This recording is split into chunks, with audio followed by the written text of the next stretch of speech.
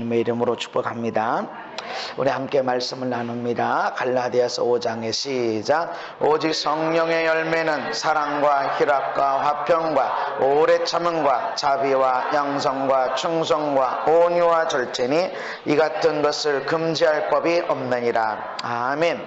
여기에 자비라는 단어가 나오는데, 자비는 기독교에서 쓰기 않고 불교에서 많이 쓰는 단어라고 여겨지게 되어지죠. 이 자비라는 단어가 불교 용어인가? 기독교 안에는 없나? 성경에는 자비에 대한 이야기가 없나? 근데 의외로 성경은 자비에 대한 말씀이 많이 나오게 되어 있고, 실제로 하나님 자신이 나는 자비하신 하나님이다 이렇게 말씀합니다. 모세만큼 하나님을 가까이에서 본 사람이 없습니다. 모세만큼 하나님과 최고 가까이에 대면한 사람 모세밖에 없는데, 그 모세 앞에 하나님이 나 똑바로 보면 너 죽는다.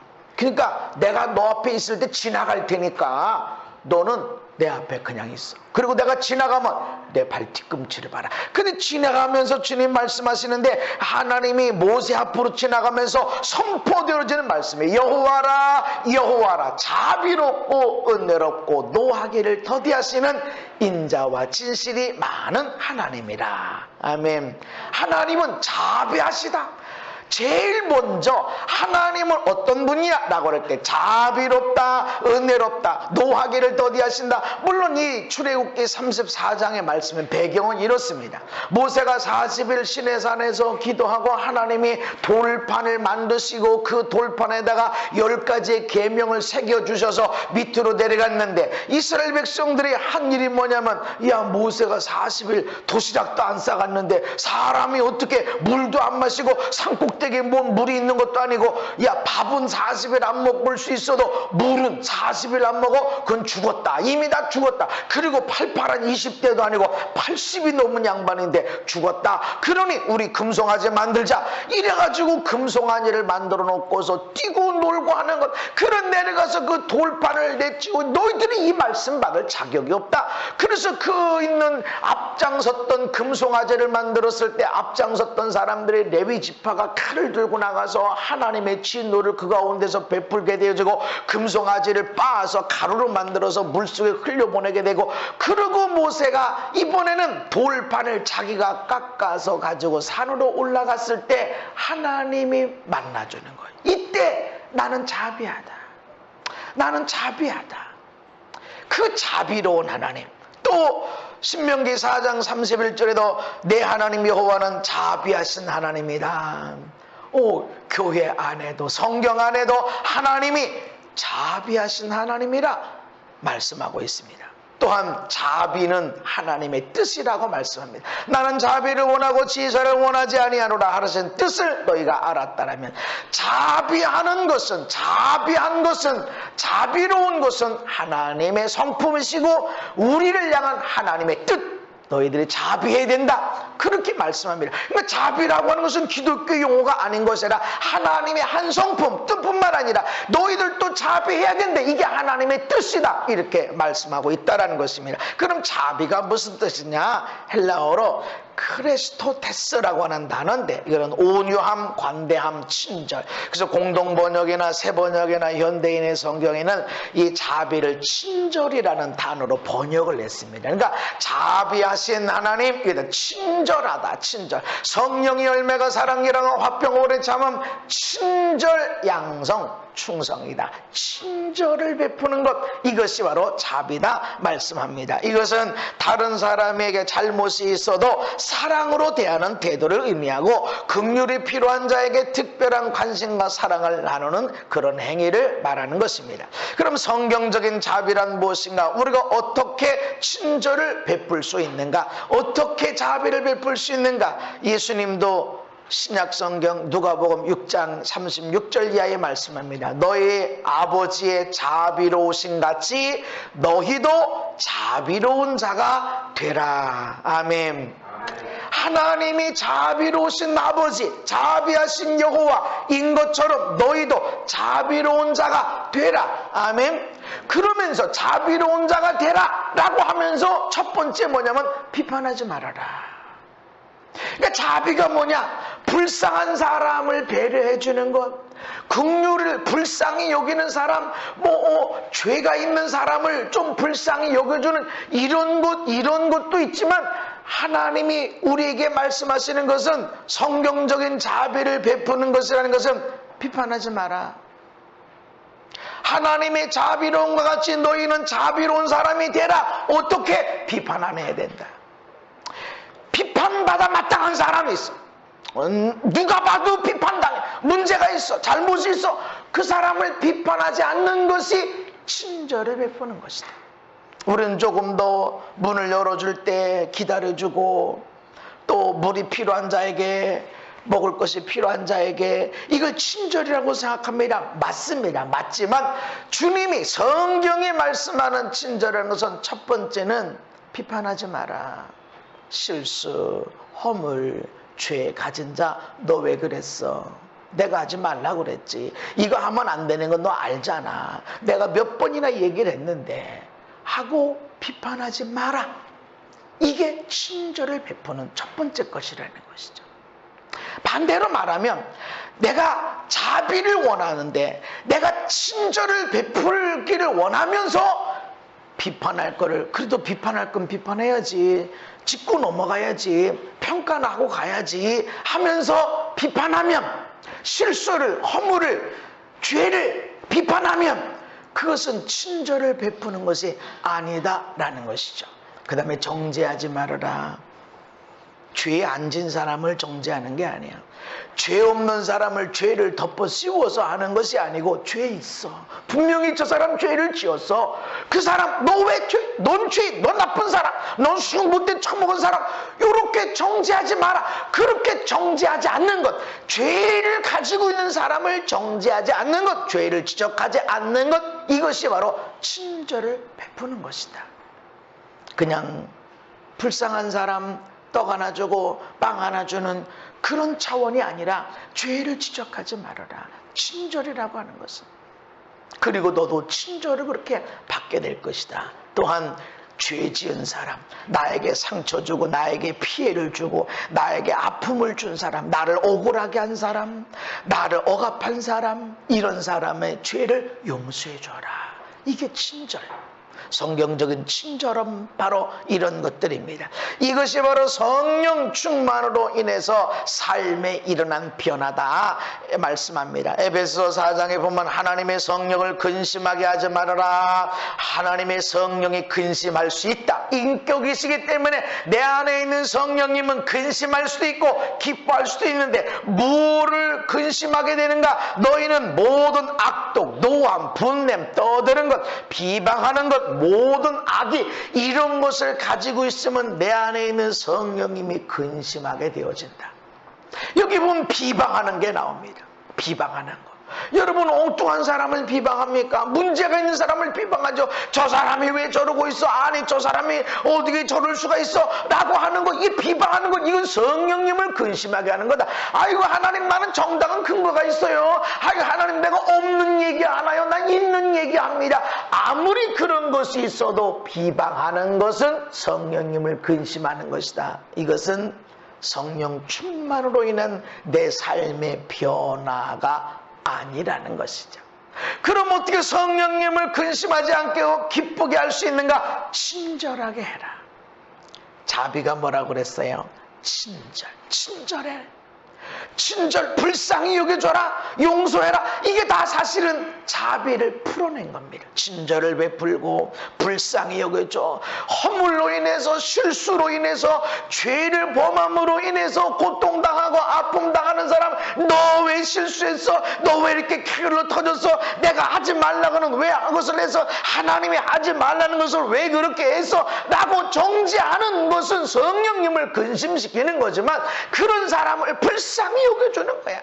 친절을 베풀고 그 죄를 용서해 주는 것, 아무 대가 없이 용서해 주는 것, 이것이 바로 성령님을 근심시키지 않고 기쁘게 하는 것이다. 할렐루야.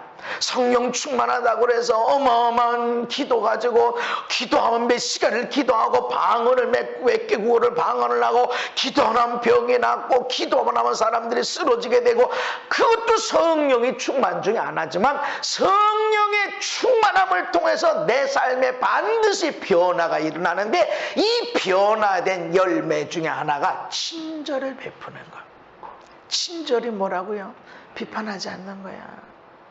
비판할 상황에서 정죄, 죄를 지적하지 마. 눈나쁜, 그리고 용서하는 거예요. 분명히 저 사람이 죄를 지었어. 나도 죄를 지을 때가 있죠.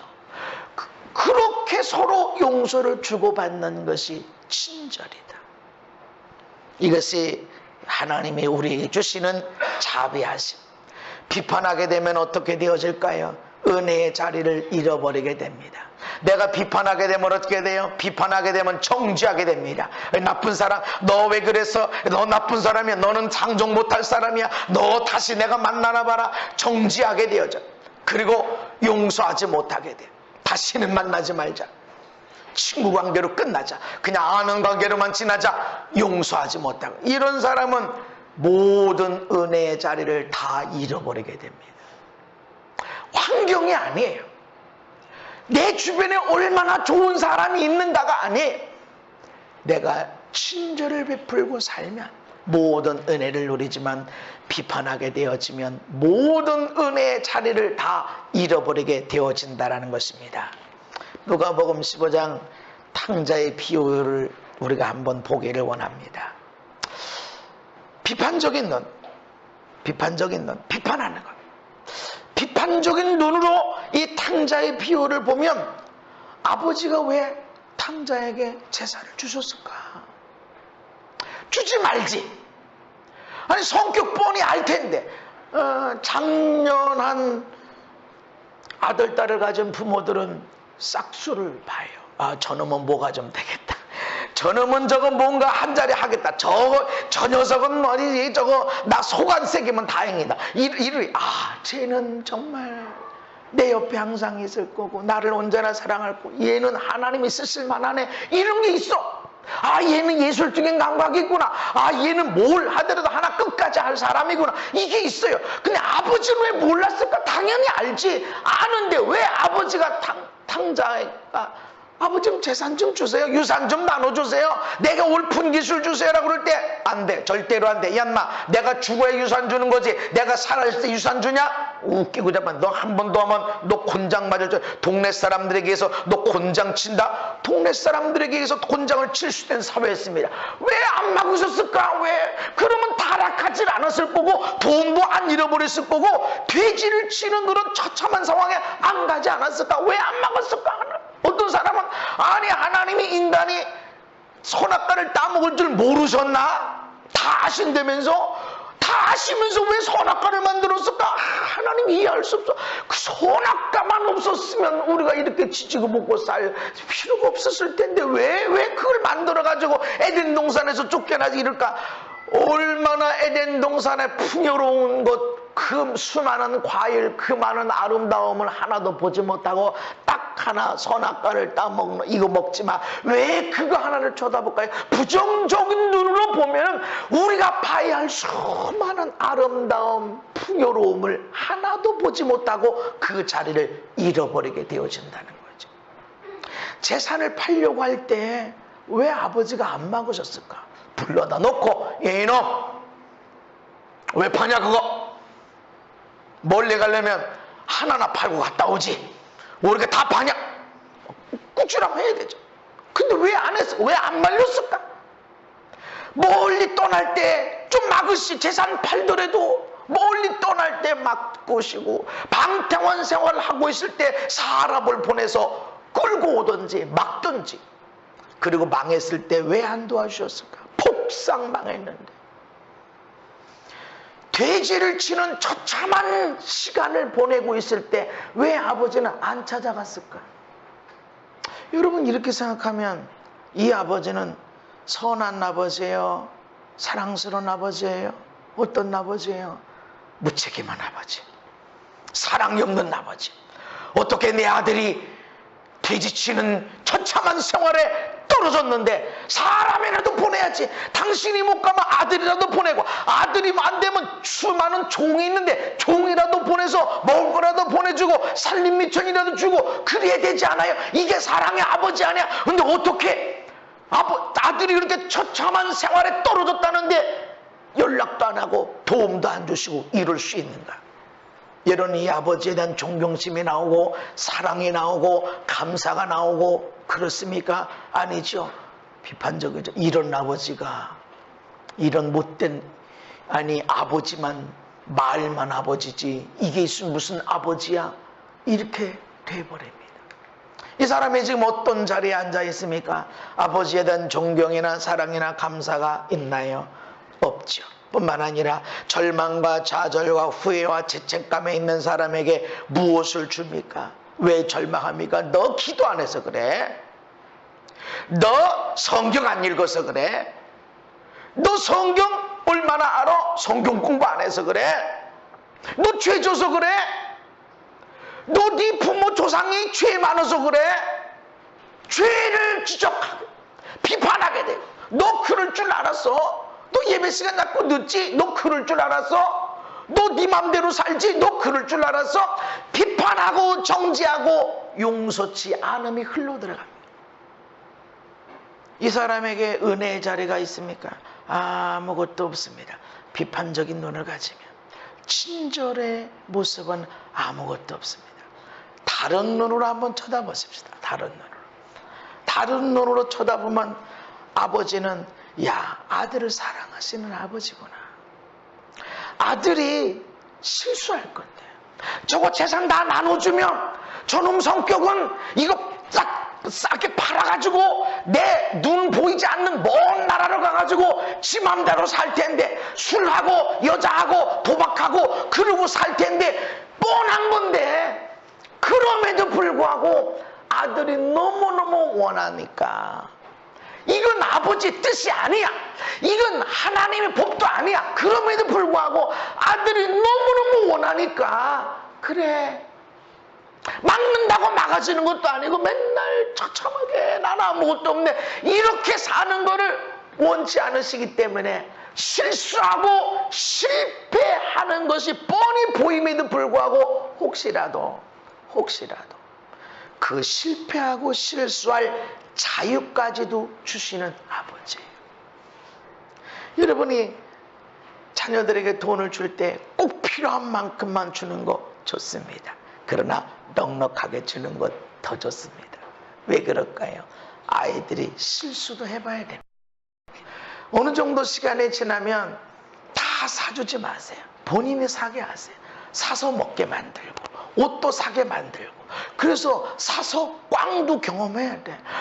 거기 거울 밑에 있을 때는, 뭐 조명 밑에 있을 때는 엄청 좋아 보이는데, 이뻐 보이는데, 내가 딱 입어보니까 이건 뭐 수영복도 아니고 이걸 경험해야, 아하, 아깝구나, 좀 잘해야 되는구나, 이걸 경험할 때 배워나가는 겁니다. 돈은 헛되이 쓸 수도 있구나. 그걸 경험할 때 나중에 큰 사업을 하든 아파트를 사든 아주 신중하게 하고 조심해서 하게 되고, 이런 것이 생겨집니다. 아버지는 아들이 실수하고 실패할 것까지도 자유를 주시고 그렇게 할 정도로 사랑하시는 아버지구나. 그리고 돌아올 때까지 기다려주신다는 거죠. 일일이 간섭해가지고, 너 오늘 뭐 했어? 너 재정 상태가 어떻게 됐어? 너 돈 어떻게 썼어? 너 지난달에 돈 어떻게 썼어? 너 일했어 안 했어? 이렇게 하지 않고 기다려주시는 거예요. 그냥 마냥 기다려주는 거예요. 돌아올 줄 알고. 내 아들은 그런 아들 아니야.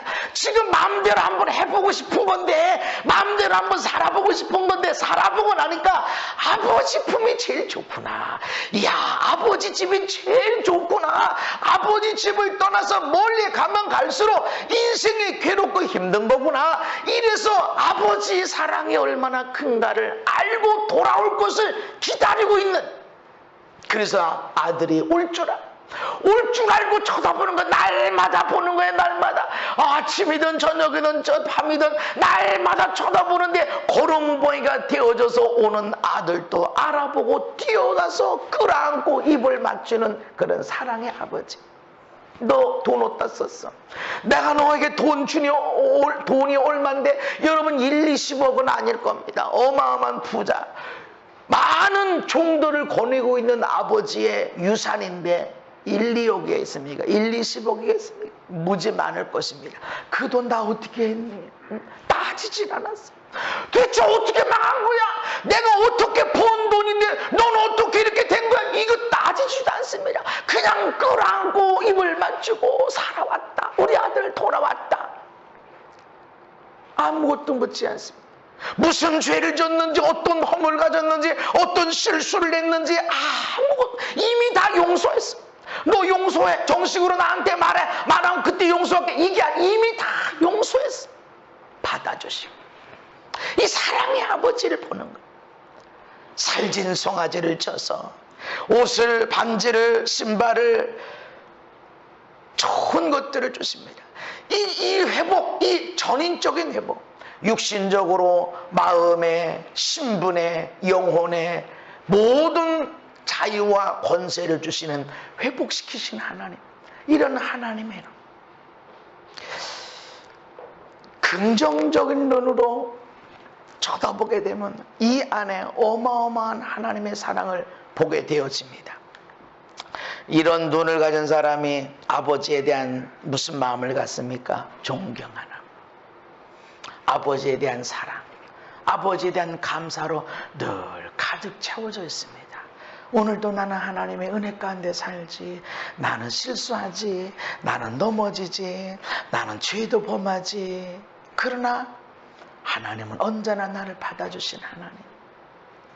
내가 넘어지고 실수하고 죄 가운데 있어도 언제나 하나님은 나를 기쁨으로 받아서 끌어안고 입을 맞추고 자랐다. 그렇게 언제나 나를 안아주신 하나님. 이 공간이 바로 그런 하나님의 나를 안아주시는 자리. 나 안 미워야지, 나 안 싸워야지, 나 사랑해야지, 나 기도해야지 라고 했는데 넘어져. 사랑 못하고 미워하고 하여튼 왼수 덩어리 죽여 살려 그렇게 살아도 다시 하나님 앞에 왔을 때는 언제나 나를 사랑으로 품어주시고 안아주시고 다시 소망이 일어나게 하시고. 할렐루야.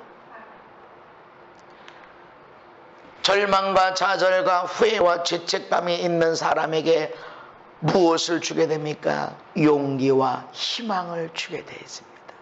너 죄졌지, 너 죄로 망했지, 아버지 뜻을 벗어나서 아버지 없는 곳에, 간섭 없는 곳에 네 맘대로 살아봤지, 네 맘대로 살아보니까 너 지금 어떻게 됐어? 그래, 아버지 떠나면 그런 거야. 야, 이 음식이 너 죄져서 그래, 아버지 뜻을 무지해서 그래, 그렇게 하면 이렇게 절망하고 좌절로 완전히 망하는 거. 이렇게 정지하지 않습니다. 그렇게 비판하지 않습니다. 또 그랬지. 그러나 아버지를 봐. 너 아는 아버지가 있잖아. 아버지 봐. 너 살찐 송아지를 잡고 너가 오기를 지금 얼마나 기다리고 있고, 네가 가면 끌어안고 너를 입 맞추고 맞아줄 것이고, 너를 위해서 지금 좋은 옷이 준비되어 있고, 너에게 지금 반지를 끼워서 신분의 회복을 줄 것이고, 신발을 줄 것이고, 모든 것이 회복될 거야. 아버지께, 아버지 봐. 저런 아버지를 봐. 그 은혜와 사랑 앞으로 가자 하고 아버지를 소개하게 됩니다. 친절이라고 하는 것은 비판하지 않는 거예요. 정지하지 않는 거예요. 용서하는 겁니다.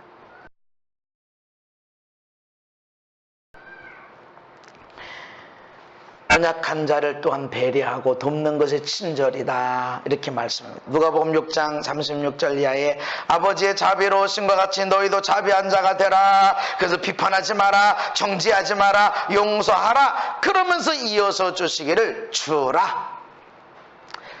자비를 베푸는 것이 무엇인가? 친절을 베푸는 것이 무엇인가? 비판하지 않는 것 첫 번째. 그리고 정지하지 않는 것. 용서해 주는 것. 그리고 주는 거예요. 연약한 자를 배려하고 돕는 것. 주라. 나눔이라고 하는 말이 더 정확하죠. 주라. 내가 가진 것처럼 보이지만 이 가진 것이 아니라 하나님이 나한테 준 것이죠. 노래 잘하는 거 여러분 건가요? 아니죠. 하나님이 나한테 준 거. 돈 잘 벌어. 그 돈 잘 번 거 여러분 건가요? 하나님이 나한테 주신 거. 어떤 사람은 야구 잘해. 야구 잘하는 것 때문에 돈 많이 벌어. 그거 야구 잘하는 거 자기 건가요? 물론 자기도 노력한 게 있지. 근데 하나님이 주신 거. 그렇게 많은 야구하는 사람 중에 왜 누구만 특출나게 되지? 하나님이 주신 것, 주셨던 것, 그 중에서 일부를 주는 거기 때문에 나눔입니다. 나눔. 그래서 우리 교회가 나눔이야. 받았으니까 주는 거야. 내게 성령이 주신 은사가 있으니까 이 은사를 내가 나누는 것이지, 없는 걸 내가 어떻게 줍니까? 내게 있는 것을 주게 되는 겁니다. 친절이란, 자비라고 하는 것은 주는 거예요. 나누어 주는 것. 그리고 이것들로 인해서 내가 그대로 대접을 받게 될 것이다. 히브리서 13장 16절에 시작.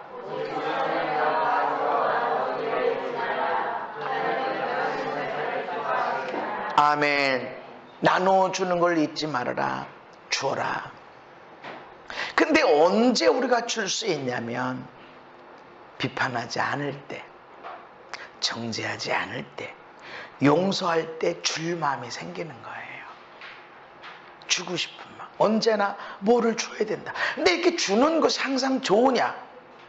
아니에요. 어떤 사람은 보이기 위해서 주는 사람이 있어요. 남이 알도록. 나 이렇게 줬어? 하기 위해서 주는. 그래서 자기들끼리 있을 때는 붕어빵 안 사줘. 붕어빵도 안 사줘. 밥도 안 사. 근데 그 모임에 목사님이 모였다. 그러면 평소에는 붕어빵도 안 사던 사람이 목사님이 참석하니까 오늘 뭐 커피 내가 낼게, 뭐 오늘 밥값 내가 낼게, 밥 먹고 나서 커피도 내가 낼게. 아니 평소엔 붕어빵도 안 산다니까. 근데 목사님이 그거 알아. 목사님은 몰라. 야, 이 목사님은 저 생각하기를 저 사람은 저렇게 친절을 베풀고 저렇게 사기를 좋아하고 막 그러는가 보다. 평소에 모일 때마다 저 사람이 돈을 내는가 보다. 이렇게 착각할 정도로 막. 근데 목사님이 없어. 그 아무것도 안 해. 아무것도 안 해. 그런 게 아니라는 거예요. 보이기 위한 게 아니라. 나 여러분 이렇게 했습니다. 이렇게 말하기 위해서 하는 게 아니라는 것이죠. 네가 도로 받을 것이다. 네가 도로 받을 것이다. 이번 8월 달에 매달 1일 날 제가 하나님 말씀 받아서 사람들에게 나눠줍니다. 여러분이 이번 달 말씀 네가 대접을 받고자 하는 대로 남을 대접해라 하는 말씀에서, 근데 어느 분이 이 목사님 이게 무슨 뜻이에요? 이게 갈등이 생겨서 이렇게 문의를 드린다고 그렇게 해서 대접을 받고자 하는 대로 내가 기도하는 가운데 몇 가지 이렇게 했습니다. 너를 무시하면서 다른 사람을 대접하는 건 아니라. 그 내가 대접받고 싶은 게 아니야. 내가 다른 사람을 대접했어. 다른 사람을 섬겨줬어. 다른 사람을 배려해 줬는데 나를 무시하면서 나를 비참하게 여겨가면서 나를 희생해가면서 하는 것은 내가 대접받기를 원하는 게 아니야. 근데 어떤 사람들은 그거를 요구한단 말이죠. 목사님 은사가 있으니까, 당신은 돈이 있으니까, 당신은 이거 젊었으니까, 당신은 건강하니까 하면서 나는 줄 마음이 없는데 그냥 당연하게 와서 이거를 또 취하려고 하는 거. 나는 너무 힘들고 어려운 이런 것은 나를 멸시당하는, 나를 무시당하는, 너무나 비참하게 느끼는 가운데 뭔가를 섬기는 것은, 그것은 내가 대접을 받고 싶은 것이 아니기 때문에 아닙니다 이랬어요. 그랬더니 그 문자 가운데 목사님 됐습니다. 풀어줬습니다. 갈등이 생겼는데 풀어줬습니다. 네가 대접을 받고자 하는 대로 남을 대접하는 것, 친절입니다. 무조건 사람 배려하고 자꾸 그냥 나눠주고 주고 이게 좋은 건가? 아닙니다. 친절, 용서해 주는 것. 무엇을 줄 것인지 여러분 생각하셔야 됩니다. 여러분 무엇을 나눌 것이 있는지를 생각해야 됩니다. 자, 아버지, 당자의 비유나오는 아버지. 아니, 아들이 지금 망했고 비참한 생활을 하고 있으면 사람을 보내서 용돈을 보내고 네가 원하면 내가 거기서 살 수 있는 형편을 봐줄게. 그렇게 보내야 되는데 사람도 보내지도 않고 돈도 보내지도 않고 살아갈 수 있는 것도 아무것도 안 주셨어. 비판적으로 보면 이런 아버지가 이게 온전한 아버지인가요? 얼마나 문제덩어리 맞는 이런 아버지입니까? 근데 이런 시각을 가진 사람은 대접을 받을 수가 없어요. 은혜의 자리를 다 잃어버립니다. 그게 누굽니까? 탕자의 비유에 나오는 큰아들. 아니 아버지, 나한테 염소 새끼도 하나도 안 주고 더 저 창녀와 함께 술과 도박을 가지고 아버지 재산을, 그 많은 수백억의 재산을 탕진한 아들이 와서 송아지 잡아줬어요? 아버지 지금 제정신이에요? 은혜를 누리고 있습니까? 없어요.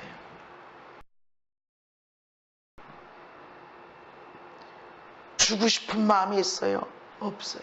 자기 재산에 비하면 소 한 마리는 아무것도 아니에요. 왜냐하면 장남은 2목, 차남은 1목. 아버지 재산의 3분의 1은 탕자가 가져갔지만 3분의 2는 아직 자기 거예요. 거기에 송아지는 아무것도 아니야. 그런데 화가 나서 나는 염소 새끼도 못 누리고 지금 탕자가 오니까, 저 아들이 오니까, 내 동생이 아니야, 저 못된 놈이 오니까, 저 순교자하고 이상한 짓하고 술 먹고 노름하고 온 사람이 오니까 살진 송아지를 잡아줍니까? 비판하니까 정지하게 되고, 못돼 처먹은 저건 우리 내 동생이 아니야, 그런 정지하게 되고 용서함이 없어. 줄 마음이 하나도 없어. 내가 너를 위해서 내가 밥을 하랴, 내가 너를 위해서 기도를 하랴, 내가 너를 위해서 헌신하랴, 이런 마음이 되는 거예요. 그 전에 비판이 있었습니다. 비판은 정죄로 나가게 되고, 정죄는 용서치 못하게 만들고, 용서하지 못하게 되면 아무것도 줄 것이 없습니다. 물 한 잔도 줄 것이 없습니다. 오히려 부지 중에 뭔가 줄 수 있을까 싶어서 그것도 주기 싫어서 쳐다보지도 않고 만나고 싶지도 않고 그렇게 돼버립니다. 그런데 문제는 이런 사람은 모든 은혜의 자리를 다 잃어버린다는 것이죠. 모든 은혜로운 자리, 감사의 자리, 기쁨의 자리, 축복의 자리, 기쁨이 넘치는 그 자리를 다 잃어버리게. 안에서는 우리 죽었다가 살아간 우리 아들이 왔다, 이 아들이 아버지의 사랑을 제대로 알고 이제는 아버지의 뜻이 무엇인지 제대로 알았다, 돌아왔다, 이 죽었다가 살아왔다, 사람의 몸이 온 것뿐만 아니라 마음도 아버지께로 왔고 영의 아버지께로 왔다, 잔치 보내자 하면서 즐겁게 찬양하고 흥겨움이 있는데, 비판한 그 사람의 마음에는 아무런 즐거움이 없습니다. 친절하지 않는 거죠. 친절을 베푸는 사람은 항상 즐겁습니다. 친절을 베풀어야 될 이유는 내가 그 친절을 그대로 받기 때문에 그렇습니다. 그래서 앞에서 아버지의 자비로움과 같이 너희도 자비로운 자라가 되라 그러면서 비판하지 말라 그러면서 비판하지 말라, 그럼 비판 안 받을 거다. 정죄하지 말라, 그럼 너희도 정죄받지 않을 것이다. 용서하라, 그러면 너희들이 용서받을 것이다. 할렐루야. 이거는 친절을 베푼 것은 그대로 나한테 돌아옵니다. 반드시 친절을 베풀면 이 땅에서도 그대로 거두게 되어지고 하나님 나라에서도 그대로 거두게 되는 걸 기억하시기를 바랍니다.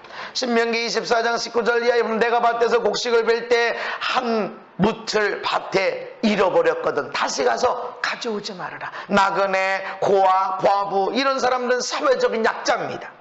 이런 사람을 위해서 남겨둬라. 그러면 하나님이 너에게 복을 줄 것이다. 감람나무, 올리브나무에서 가지를 떤 다음에 다시 어디 들떨어진 데가 있나, 어디 많이 붙은 데가 또 있지 않나, 안 떨은 데가 어디 있나 이러고 살피지 마라. 그리고 저기 나무에 아직도 많이 있는데 저 가지는 아주 올리브나무 저걸 떨진 않았네 하고 다시 올라가서 떨지 마라. 나그네, 고아들, 과부들, 사회적인 약자, 이런 사람을 위해서 남겨둬라. 포도를 다 따고 나서 어디 이렇게 어디 없나, 어디 안 딴 데 없나 이러고 찾지 마라. 남겨둬라. 어려운 사람들을 위해서 친절을 베푸는 거예요. 딸 수 있죠. 여주에 가을에 고구마 캘 때 어느 분 들으니까 몇 박스를 캔대요.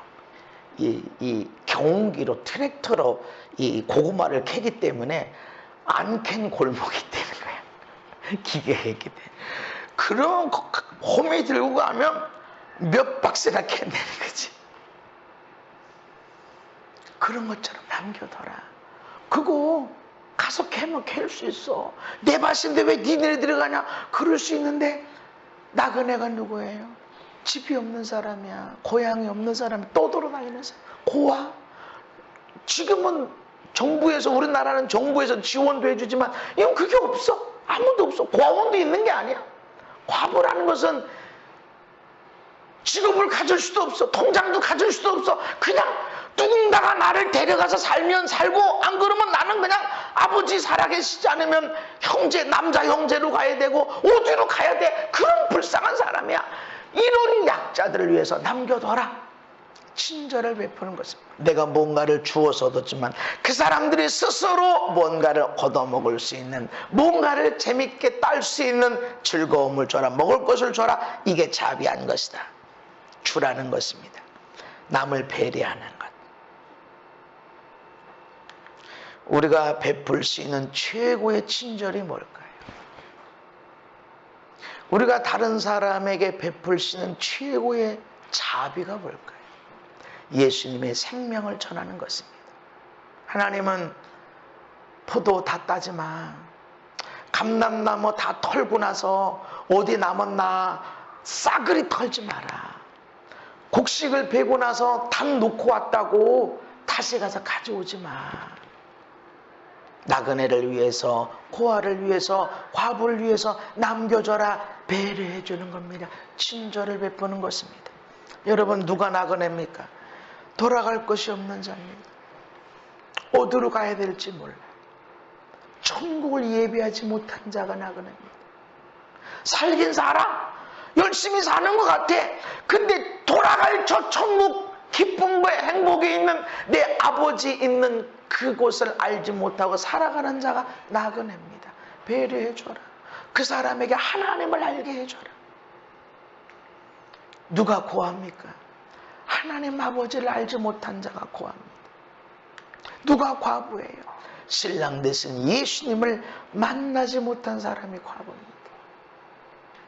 이 땅에는 진짜 영적인 고아들이 많고, 영적인 과부들, 영적인 나그네들. 살긴 살아. 돈도 있어, 공부도 했어, 좋은 차도 있고, 좋은 집도 있고, 좋은 옷도 입는 것 같아. 근데 속에는 허함이 있어. 내가 어디로 가지? 어디로 가나? 어디로 가야 되나? 어디로 돌아가야 돼? 없어. 그냥 허무하게 살아. 아버지가 없어.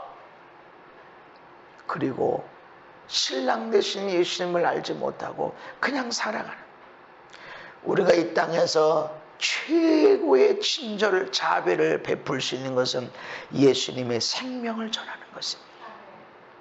우리에게 주신 은사는, 왜 성령의 은사를 주셨다고 그랬어요? 사도들이 성령의 은사가 처음에 강력하게 임하고 나서 첫 번째 일어났던 것이 뭐예요? 방언이 일어나고 그들이 불같은 성령을 받게 되고 다 했지만, 설교를 통해서 사람들의 영혼을 끌어당겨서 회개하게 만들고 하나님 아버지를 만나게 되고, 고아가 없게 되어져서 하나님을 아버지로 섬기고, 그리고 예수님의 신랑을 만나게 되어지고, 우리가 저 천국에 영원한 것이 있구나 하는 그런 본향으로 돌아가는 사람들, 천국 백성이 되게 했습니다. 저와 여러분들 어떻게 살 것인가? 성령 충만하면 저 영혼을 불쌍히 여기는, 저 사람이 좀 먹지 못하고, 저 사람이 이것 없고, 저 사람이 밥 한 숟갈 못 먹고, 그거 우리가 도와줘야 됩니다. 해야 됩니다. 그러나 우리가 최고의 친절이라는 것은 나를 통해서 예수를 만나고 하나님 아버지를 만나는 겁니다. 우리의 삶의 목표가 거기에 있어야 됩니다. 그거를 위해서 공부 열심히 하시고, 이 일을 위해서 성실하게 사시고, 이 일을 위해서 노력하시되 특별히 성령의 충만함을 따라 살아야 됩니다. 첫째 아들은 아버지를 안 떠났어요. 아버지를 떠난 적은 없어요. 그러나 아버지의 성품을 닮아갔나요? 아니에요.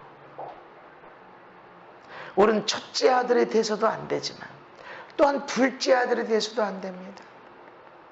떠나가는 자가 안 돼요. 성령에 충만한 사람은 불쌍히 여기는 거예요.